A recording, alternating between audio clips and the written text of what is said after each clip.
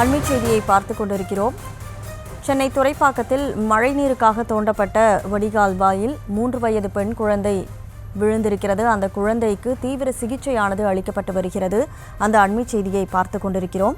OMR சாலையில் மழைநீருக்காக தோண்டப்பட்ட பள்ளத்தில் 3 வயது குழந்தை விழுந்து தற்போது தீவிர சிகிச்சை மேற்கொள்ளப்பட்டிருக்கிறது.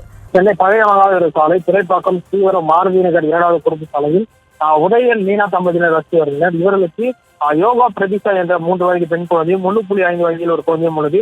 இந்த நிலையில் இந்த பகுதியில் நேற்று சென்னை OMR சாலை உள்ளிட்ட பல்வேறு பகுதிகளில் மழையானது தொடர்ந்து பெய்து வந்த நிலையில் இந்த பகுதியில் மழைநீர் வடிகால் பணிகள் நடைபெற்று வருகிறது. குறிப்பாக ஆங்காங்கே பள்ளங்களும் தோண்டப்பட்டு அதை சரிவர மூடப்படாமல் இருந்ததாகவும் இப்பகுதி மக்கள் ஒரு குற்றச்சாட்டை வைக்கிறார். அந்த காட்சியையும் நம்மால் பார்க்க முடியுது. எந்த ஒரு பாதுகாப்பு உபகரணங்களும் பேரிகார்களும் இந்த மழைநீர் வடிகால் பணிக்காக தோண்டப்பட்ட பள்ளத்தில் வைக்காமல் இருப்பது சென்னை மாநகரத்தின் அலட்சியமே இதற்கு காரணம் என்று தெரிய வருகிறது.